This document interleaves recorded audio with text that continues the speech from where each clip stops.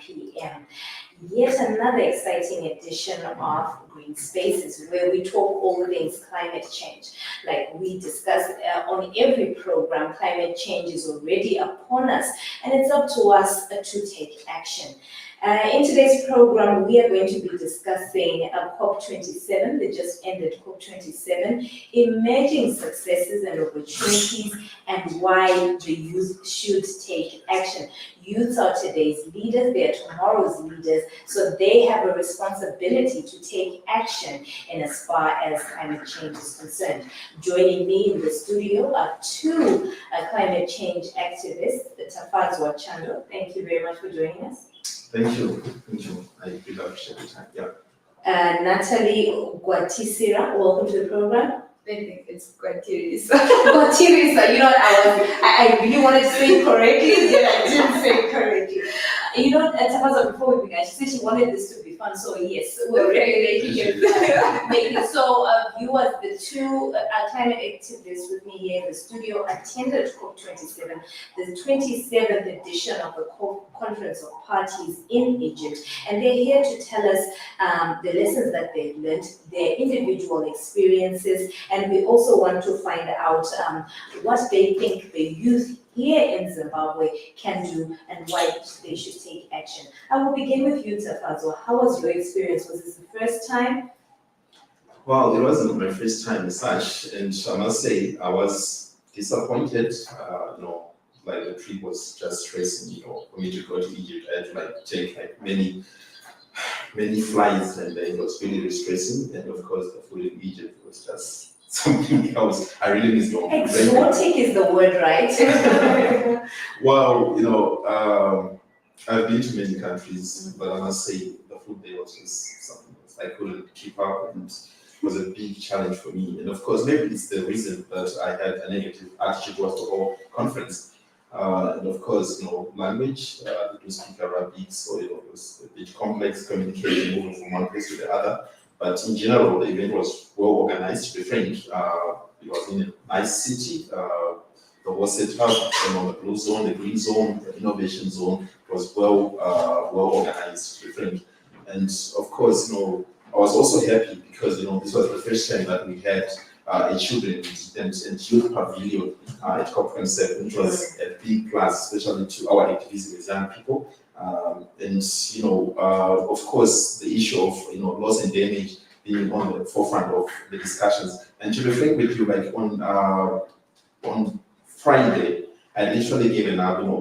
Almost all the interviews I did, I told people that COP27 was a failure because there was nothing meaningful that we had by then. But of course, moving into Saturday and Sunday, I was happy that the whole issue of loss and damage was put into action, and they managed to come up with a meaningful approach, a 2-year plan to actually address the whole issue of loss and damage to all the 150 countries which are affected by these climate crises, the floods. I'm going to ask you you're going to finish everything before Natalie says. I know, right?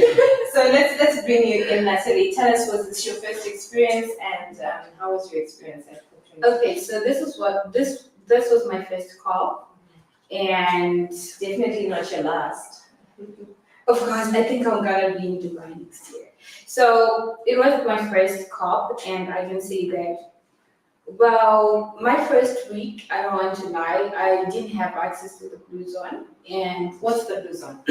So the blue zone is where the main negotiations and where most of the pavilions will be. And then I had access to the green zone, so quite a few activities and exhibitions were there. And you can imagine that I was just accessing the green zone. This is the first week of COP, and most of the global leaders actually arriving, most of the negotiators, the speeches, even some of the organizations and world leaders. So that's the first week that they usually do their meetings and they usually leave. So I felt like I lost quite a lot of time though in the green zone, but I managed also to, maximize the time that I had. Also try to network with the people and, get some more ideas that I can actually try to implement here. Obviously, like you have to make sure that you localize the whole idea. So yeah, it was quite a great experience. And then the second week, that's when I had access to the Blue Zone, where most of the climate activists that I know, especially from Africa, we got to meet, we got to, visit some of the pavilions that I always wanted to visit. And talking about accommodation, which to some point, it wasn't really a hassle on my side, but the whole idea of shifting from one hotel to another, because we had one hotel that we had specifically for the 2 weeks, but the price is actually tripled, so we had to look Accommodation for was on demand. exactly. So I was actually grateful that I could get food, accommodation, and everything, because some activists couldn't. Let's talk about your accessing the failure to access the Blue Zone, especially when the world leaders were actually present. What were the stumbling blocks? Because I think this conversation will help other activists in case they attend. The Okay, future so when it comes to that, it all depends how your sponsoring organization has worked out the whole logistics. But in my case, they had planned it in a way that we thought like I was going to attend the whole 2 weeks, but unfortunately, like there were just some logistical issues, so you were actually allowed to access the green zone at the meantime, and then later the blue zone. So yeah.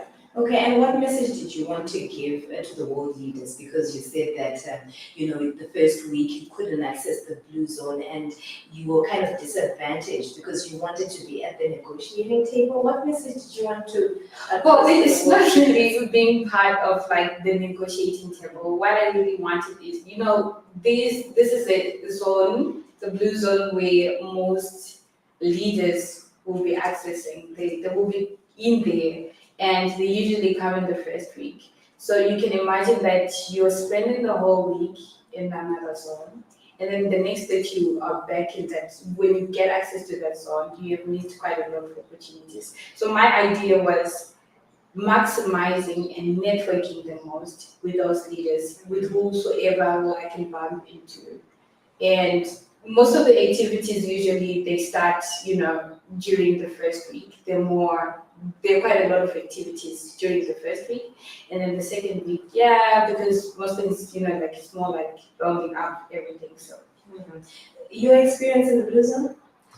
Well, okay, just to correct on the issue of the whole blue zone and green zone. So what happens is, unfortunately this year, the number of accredited beds to the IGOs, the NGOs was limited. Like at COP26, organizations could nominate up to 5 people, but unfortunately this year they only, most organizations had a quota of about 2 people. So so most organizations they had to share those 2 beds, meaning that each bed would be for 2 weeks. So one person would go for the first week, the other on the second week, which was also a good lesson, especially for Zimbabwean organizations to actually get accreditation with the UNFCCC, so that we have more accredited organizations. A challenge that we have in Zimbabwe, because we don't have many accredited organizations. Most organizations, even the bigger ones, they do rely on the government to actually get those accreditations. So now it might seem as if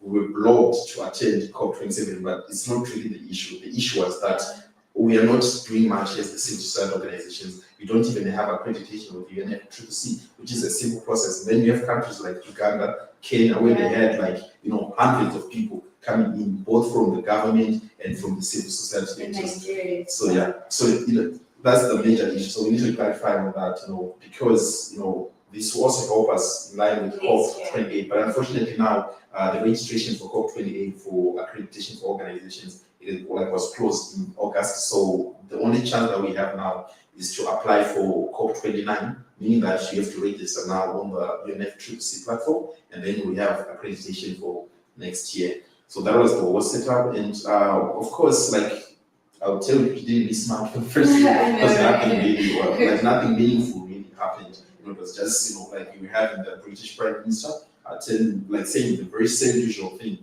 You see, of which we're saying that, they can't continue saying that we're going to give out $10 billion for this and this. But then, we need more clarity. We need to know the conditions. Is this 10 billion fund coming in terms of loans? How is it coming? And where is it going to? How is it going to be monitored? You see, so we're actually hoping to come up with frameworks that will be used, to say like COP27, like initially I thought COP27, we're going to discuss frameworks on how the issue of climate finance and loss and damage is going to be rolled out, how the countries which are polluting the most will actually, fund the most affected countries. But then these discussions we never really talked about. Instead, they're just talking like the same general talk that was there in Glasgow last year. And it's like they had the same script from the previous year, so there's Yes. more talk and less action. Now let's get to the the key issues that emerged from COP27. In your view, give us one of the key issues that you think was emerged from this meeting. I think one of the most trending and the headlines was on the loss and damage, because you understand that. Wait, before you tell us why it was important, let us know what it is for the benefit of our listeners. Okay, so when we're talking about the loss and damage, usually when the climate extreme weather events happen, we talk of the loss of lives, cultural diversity itself, talk of the distractions themselves. So those things to some point can actually be irreversible or impossible to replace. You also talk about the issue of, losing your own land, moving from one land because the previous land have been distracted by the floods, the whole tornadoes, the cyclones that are happening around the world. So you are likely to be more of a climate immigrant. I don't know. It makes climate sense because migration, yeah. yes. So the whole idea is we're saying that with the loss and damage, we need all these things also to be paid for. We need them to be, they have to pay for all the loss and damage. Understanding that these developed countries have contributed more in terms of carbon emissions. And us, for example, the Africans, we are facing quite a lot in terms of climate change impact. So what we need to go back, we need to adapt, we need to live according to all these climate changes that are happening. We need to live our normal lives. So there needs to be money, we need to be paid for all these damages that are being caused. So yeah, I think this was more of a topic that was being talked by most of African countries, that we need a funding specifically towards the loss and damage. Already there was the climate adaptation and mitigation funding, but we need something specifically targeting the loss and damage section, which at the end was actually successful. But the question now remains, how is it going to be distributed to the countries that are in need of it? Do you have a figure of how much was allocated to that? Well, is there any figure? I don't think Well, There were commitments? Okay, so what happened with this was that, like, they made a commitment that they're going to come up with a 2-year plan for the loss and damage to, address the challenges that most affected countries are facing. So now the pressure that needs to be done now is to make sure that we do pressure, the whole plan to make sure that, we have, of course they did mention 150 countries that are going to be assisted with that fund. And of course, the other challenge is on, some countries which are actually not highlighted, like we're talking of China, which was say that it's a recently developed country, you see. But then there are also some of the major emitters in terms of, in terms of pollution and all that. So, there's still a lot of things to focus on with this whole issue of loss and damage. And I do feel like the whole conversation literally started on Friday,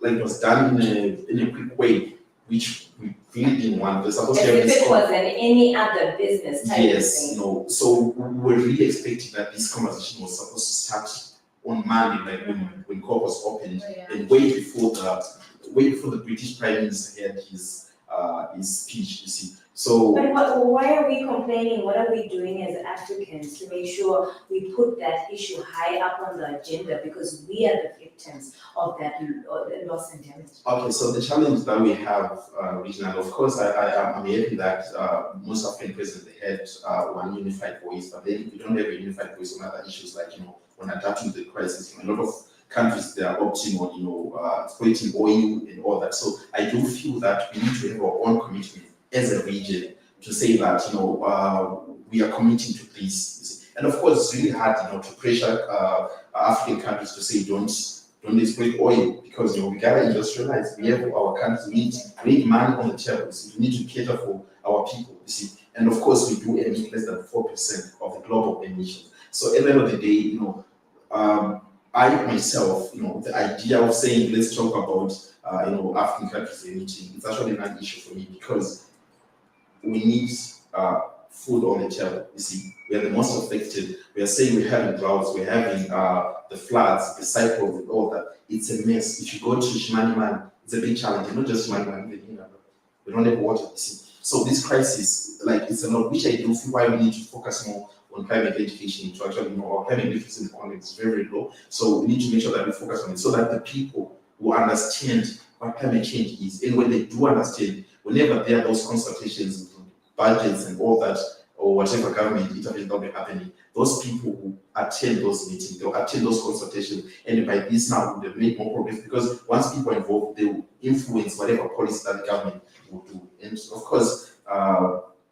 the government is doing pretty well locally. I must say, not just in Zimbabwe, even in other countries. Like we're talking of, like the government policy of, the oil irrigation scheme, the Tafadzwa set up, like those smart agricultural practices. It's something which is really good, and of course we're already seeing the results of that. But of course, there are other major issues that need to be addressed. We're talking of the disaster risk management bill, which hasn't been approved yet, which is a major issue, because now they're saying if we do have another cyclone coming in We don't have a this year, plan. we don't have a plan. The civil protection unit is not ready to attend to that. You see. So that's the major issue. Then you do, of course, as activists, you do the engagement. You go to the civil protection unit. You go to the ministry and all that. Then they tell you that it's out of our hands. The whole thing is now left with the Attorney General's office. So there's challenge for us. Like there's need for us as a country as well to act with the necessary agents, not just on the global north, but we, the global south, we also need to act. Allow me to just jump in here. I see an element of engaging, one element that's important, engaging the politicians, especially talking to legislators, the lawmakers, because when when you're advocating for this bill, I think it's important then to engage the lawmakers. Have you done that, and what was the outcome? Yes, we did, but of course, I must tell you, in Zimbabwe, if you want to influence whatever policy and anything, which is a major thing, which I do feel is lacking in the country, which most civil society organizations are not doing. We need to work on our strategies in communicating with people. If we have a budget consultation, how many people are attending from your community? Are people aware of RBC? So the civil society organizations, they have a duty. They're the ones failing the community, where they're supposed to use, to actually come up with strategies to engage people, so that people, they do attend those consultations, so that they tell the people that this is not political. You see, this is not about this part or this part. But Natalie, can we blame the civil society organizations? Remember, the civic space itself is shrinking. The funding as well is shrinking. How do they, reach out to 15 million, Zimbabweans? Okay, mind you that I would like to also answer to the previous person. So the issue of involving politicians, the parliamentarians, I think it also comes back to the issue of climate education.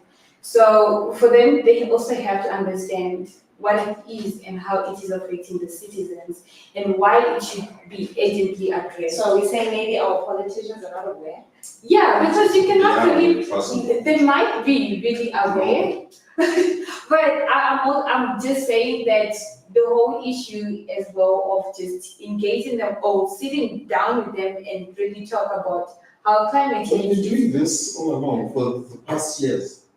Okay, so funny thing about it, I once attended a workshop and there was a parliamentarian and he actually mentioned that we actually also need to be educated What did on the you issue. what do you expect? That's what we are talking about. You want them to feel engaged on climate change issues. You want them to push their papers. As long as they don't understand the problem, they're just gonna see it. So irregardless of engaging them year after year, let's continue to give Give them training and information so that they Yeah. don't use it as a scapegoat, but just hold on. So in case you're just joining us, you are tuned into the Feeds FW. My name is Lynette Manzini. Thank you very much for joining us. I am here in the studio with two climate change activists, Tafadzwa and Natalie. They attended COP27 in Egypt, and they are sharing a bit of some of the insights that they came with from this conference. And they said that one of the issues that made the news there was loss and damage. And Tafadzwa here says that African countries only emit 4% of carbon emissions, yet we African countries are the most affected by the effects of climate change. Let's talk about, I know there was a burning issue, but let's pack it a little bit. Let's talk about your issue that you thought was an emerging issue that you thought was very important. Well, of course, just as I was highlighting, like the issue of loss and damage, we're happy that to some extent we kind of reached about 60% of what we expected, of which is not enough. And of course, the other issue that I was happy with was youth inclusion. To be frank, we gotta give credit where it's due. We were involved in most of the whole setup. We had the space. Of course, it wasn't enough, but it's actually an improvement as compared to the other conferences that we've had. You see, so, and more thanks to the COP27 presidents and of course the youth involved, they initially created more space for young people to get involved. Even those we had observer base, they ended up attending the negotiation, which was a good approach for us as young people. We had the publicity, to air our concerns, and of course, we're having the talks that you can't do protests in Egypt and all that. We had the chance to do the protests, and to be frank, I was really happy, like with this whole approach of actually having the freedom to actually express your voices, to We actually saw that on social media as well, that 11-year-old young girl from India, approached the UK Secretary for Climate Change and asked him why climate change activists have been arrested. He ignored her. She continued to pursue him until, he responded, which means, that inclusion, if there wasn't a children and youth pavilion, then that young girl could not have spoken up about these climate change activists that being in trouble. Now let's talk about, you touched on this earlier on about the fossil fuels. Some countries are saying we cannot let go of these because this is what will help us to get developed. The northern countries have used these fossil fuels to get to where they are now. Why tell poor African countries, or rather developing African countries, to stop using this?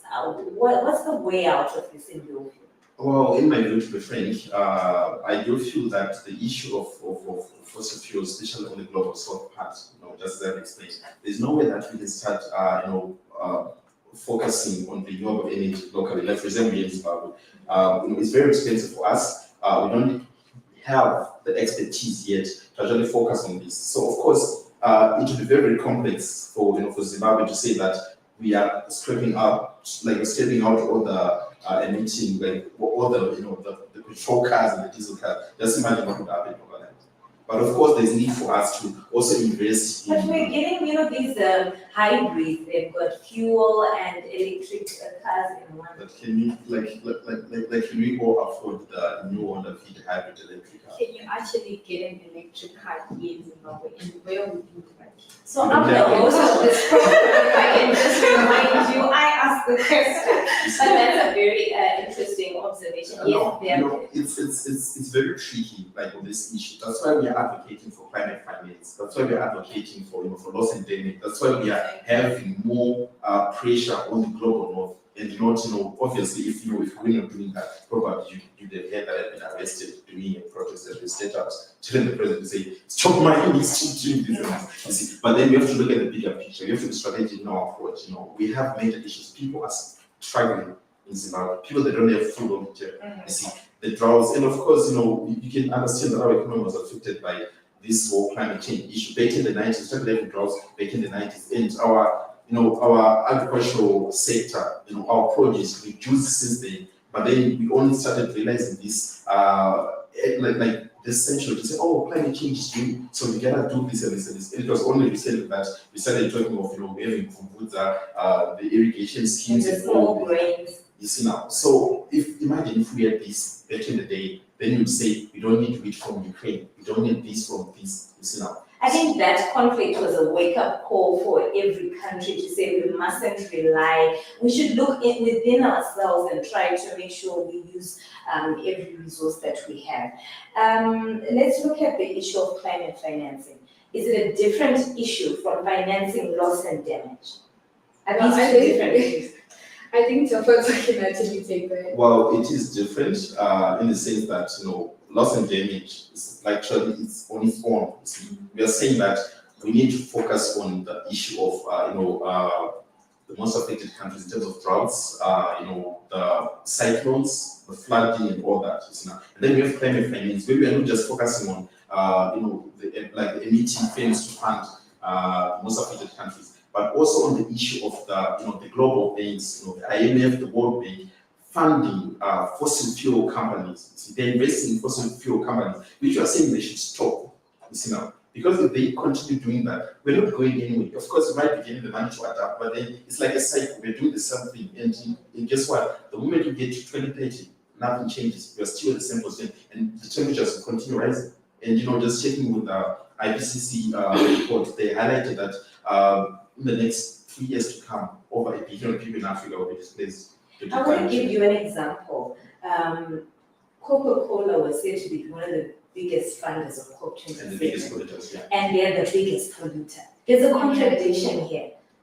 Well, and they haven't met their target. Okay. well, to be like for that. Okay, let's allow Natalie. All right, so there's this whole idea of greenwashing that it can come to you and tell you, like, you know what, this food is a sustainable food, the way it was produced, what, but not really knowing the whole idea of what's really going on, like, in the background.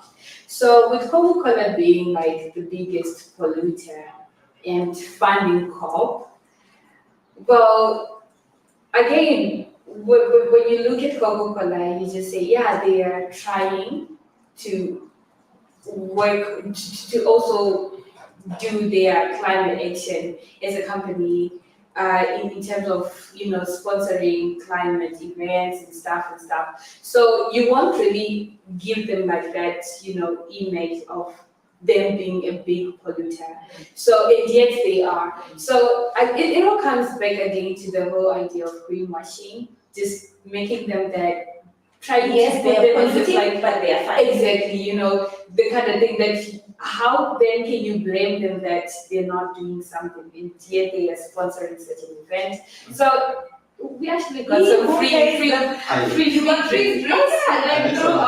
literally differ on that approach. Of course, yes, greenwashing to some extent, but then I gotta ask you this: we are advocating for climate finance, we are advocating for loss and damage. You see, so what you're expecting is for the polluting firms, the global north countries, to pay for the damage, to give us the money, right? But then, how can we achieve this? How can we stop the polluting companies from emitting? How can we stop, like the global north from, investing in fossil fuels if we are not engaged in it? If we're saying that Coca-Cola, oh, you want to support COP27? No, we don't want. That's greenwashing. We don't want to engage. I believe that the best way forward is dialogue, is to engage each other. Because if, like now, we're saying that Coca-Cola supported COP27, at least we are now in a position to give our demands to Coca-Cola to say, you know what, guys, don't use plastic. We'll give you a team of experts, of scientists to assist you in coming up with better solutions on how you can sustainably run your country and like your company. And of which, in this approach, we can make more progress. But then if we continue using the same approach of saying we don't want to engage them, it's greenwashing. Trust me, Coca-Cola is very rich. This fossil company are the ones which will control the world. They have the money. And trust me, we'll spend the next decade saying the same thing and they will not stop because they do have the money. So I do feel the best approach that we need to do now is to change our focus as climate activists. We start engaging the fossil fuel companies and we start having those frank conversations with them. And of course, with COP27, at least now we're in a better position to say we can go to Coca-Cola and say, you know what, we don't want this. But then you can't do that to them when you don't have a relationship with them. You can't just Let's ask the viewers what they think. Please get into the comment section and let us know what you think in regards to larger polluters financing climate projects. Let us know what you think. And another issue I wanted us to talk about was the negotiating table itself. How much, in your experience, what you went through while you were in Egypt, do you think that African countries have a say on that table, or they're just there to go and, take in whatever is brought up on that negotiating table? Well, I can't really say much because I was not really part of the negotiations, but I think looking at the results of COP27, having an agreement that there should be a specific funding facility for the loss of damage, I think their voices was actually heard, just looking at Africa itself. So So for how long have we been discussing the issue of funding? And every year that issue comes on the table. So I don't know, can we say that they have a voice there? Well, like to be frank, it's like it all comes back to the issue that I told you earlier on, that we need to have a unified voice as a continent, as Africa. And I was so happy, I was following through a presentation by His Excellency the President of Zimbabwe, and I was so surprised that he's well versed with this whole climate issues. And he was frank enough to say that, you know what, I'm not going to stop using fossil fuels just because you tell us to do so. If you want us to do that, give us the climate finance, give us the funds so that we can adopt such setups. If it works, of course, we'll be able to stop whatever fossil fuels that we are losing. So, like this frank approach to African countries they should have a unified approach. They should have their own commitment. If we do have our own commitment as a region, then we're in a better position to influence whatever decision on the global scale. You see, and of course, the good part about this whole conference of parties is, we all get a platform to say what we want. You see, all the time people get. It's now different with the United Nations Security Council, where you say that Africa doesn't have a reminder seat and all that. And Natalie Tafadzwa spoke about the climate financing, and what he said that the president of Zimbabwe in his speech actually said he's not going to stop using fossil fuels. If the northern countries want Zimbabwe to stop using fossil fuels, they should, avail the climate financing. What will this financing be used for? well, you want us to stop using fossil fuels just to cut down the emissions. The So 4%? exactly.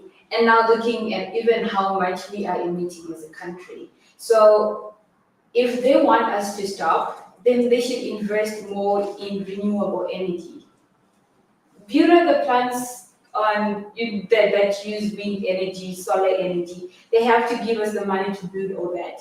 So as long as they're not yet willing to give us the specific funding towards that, we'll just have to continue using fossil fuels. Because imagine if we're to cut down on the power station, if we're to say that we don't want to use coal anymore in Zimbabwe, what are we going to rely on in terms of energy?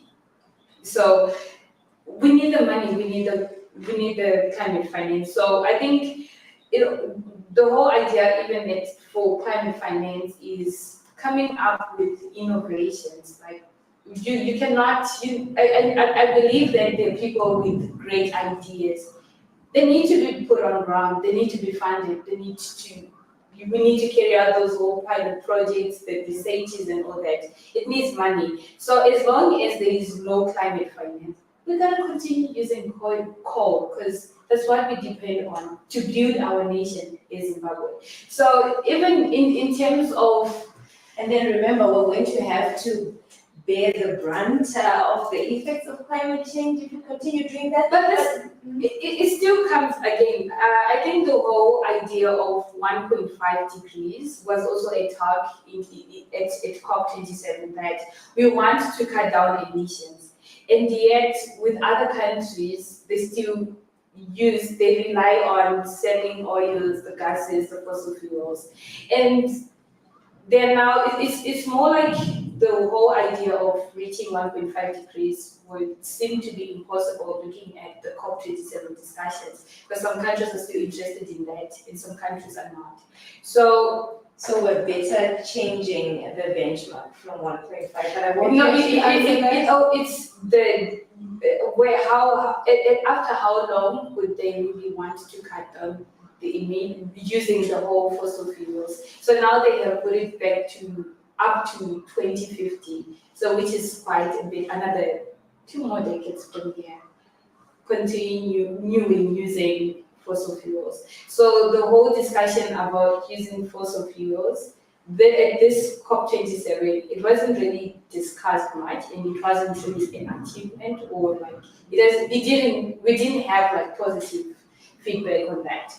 And it's important maybe for young people to put it back on the top Exactly. Well, Exactly. it could have been the main Yeah, topic of the day, but then unfortunately at COP27 we had like 60% of the government negotiating change, like all those people, they are the fossil fuel emitting companies who were there to COP, so it's like it's really worrying. But of course, I don't really want to talk much about this whole fossil fuel issue with regards to Africa, because we don't have the industry anyway. We emit less than 4%. So the moment we start emitting something like probably 20% or 10%, that's probably when we start basing our heads to say, this is this. And of course, this should not be we're not supposed just to focus on saying that, fossil fuels and all that. There are also other things that we are doing locally which are not so good in us adapting to the crisis. We're talking the whole issue of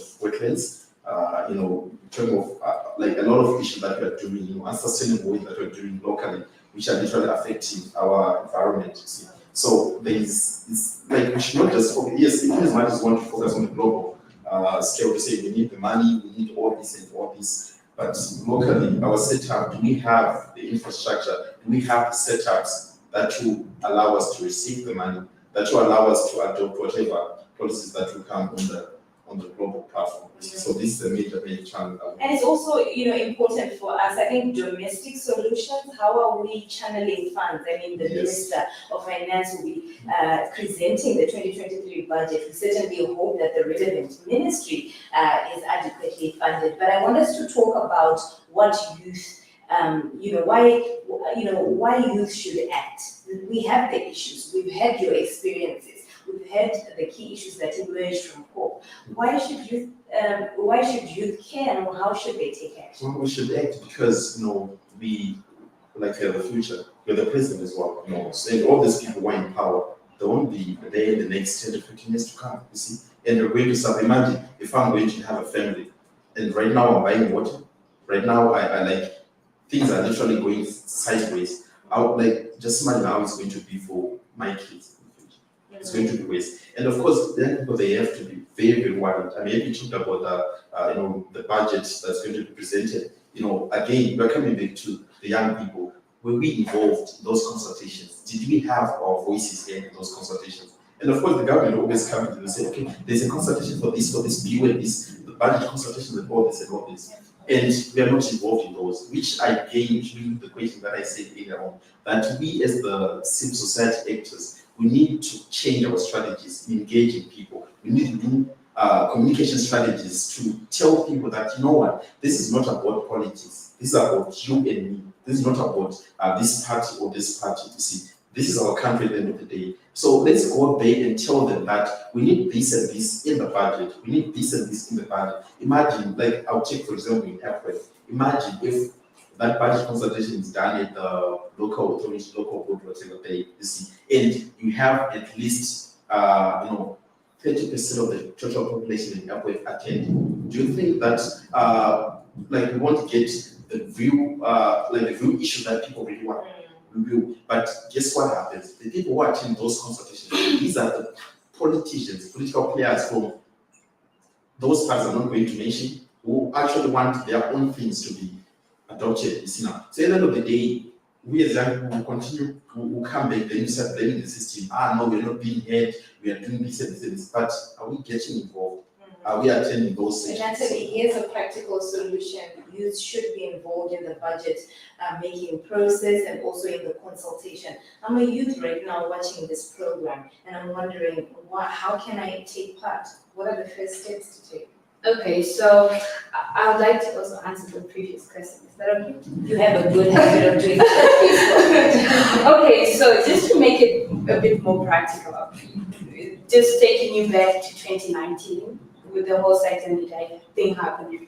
So you're a business person, you're selling clothes.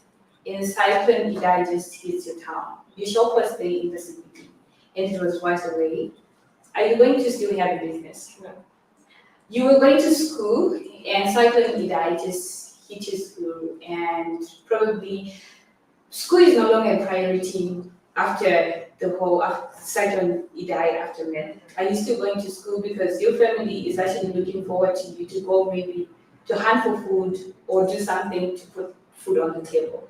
So these are the issues that we're talking about. When climate change is hitting, it's happening now and it's there.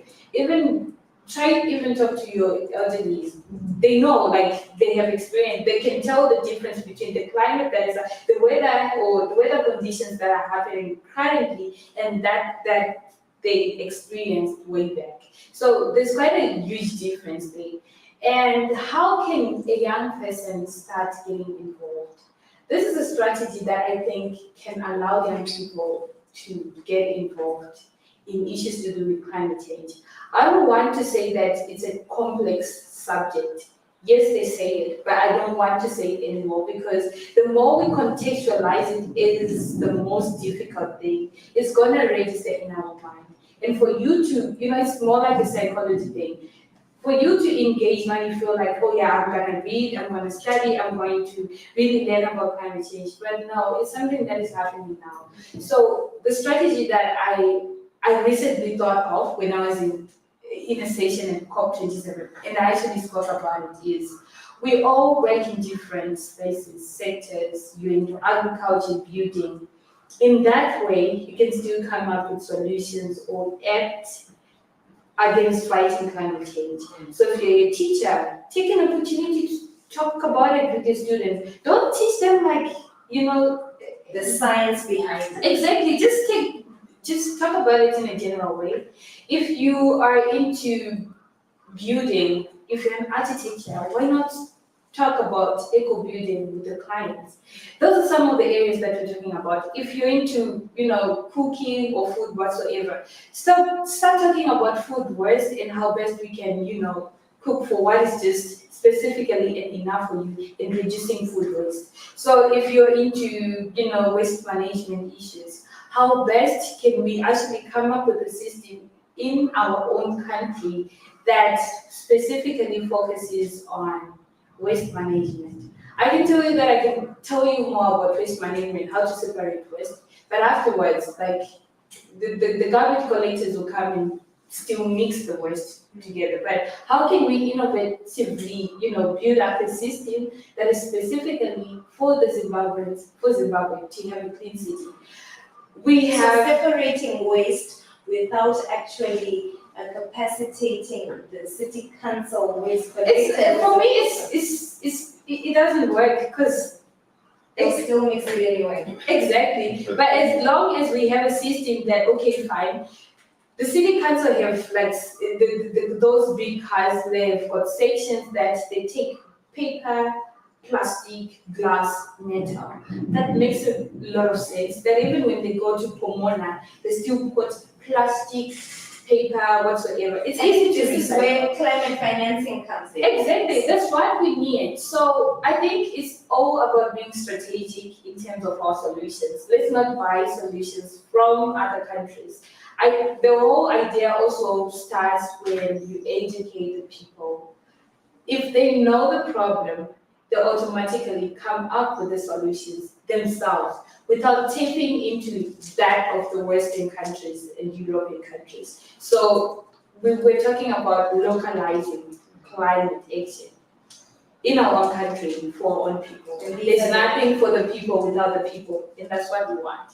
Nice. Your final words, Tafadzwa? Well, I do feel that, yes, in as much as we might have many actions and all that, but again, at the end of the day, what needs to be changed are policies, what needs to be changed are the laws and all that. And for us to change those, there's need for engagement with the people. The people, they have to attend those consultations, they have to attend those policy briefings, make sure that their voices are heard. By this, we can have more impact. Like now, we're having an issue, one of the it's a router site, and now there's going to be construction there. It's going to affect the whole water network of around. What are the policies you're talking about, Tafadzwa, when other people violate them? No, they're not violating. They're literally doing things by the law. But again, the laws needs to be challenged. We need to have, we need to make sure that we come up with a proper law. Like for example, we say that why would we want to have EIAs on wetlands when we have limited wetlands in the city? So we should come up with a law where we stop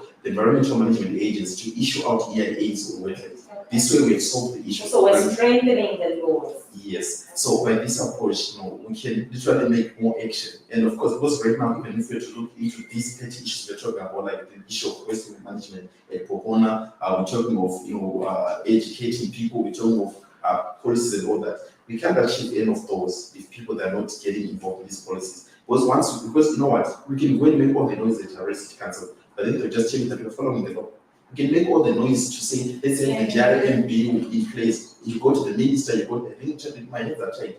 I'm waiting for that attorney general. That's the law, that's the process, you see. So at the end of the day, we might continue making noise as climate activists, but at the end of the day, we're not achieving anything, which is the reason why I said earlier on, we need to come up with proper communication strategies to engage people. Let's go back to the grassroots. Let's go back to the people. When we go back to the people, we teach them, we teach them proper strategies to make sure that they do engage. Meaning that if tomorrow there is another bill coming in place, another policy briefing coming in place, everyone will attend. At least we have at least 50% of the people attending that briefing, and their voices will be heard. And with this approach, trust me, we can achieve many things as a country. On that note, I'd like to thank you very much, Tafadzwa, for joining us today. Thank you. Thank you very much, Natalie. Thank you very much. There you have it, viewers. That was Tafadzwa and Natalie. They are climate change activists who, I think they still have they call it a jet lag already. They still have a jet lag, and they are coming in from Egypt. They attend the COP24, the Conference of Parties 27, and they were sharing their experiences, the key issues that were discussed, and some of the demands that they had as young people. They are also speaking to the locally grown solutions. Tafadzwa said we must change our strategy, even speaking to civil society activists, trying to go back to the people, change communication strategy, and involving the people in the policy and lawmaking process. So thank you very much for joining us today. Until next time, my name is Lynette Manzini. Goodbye.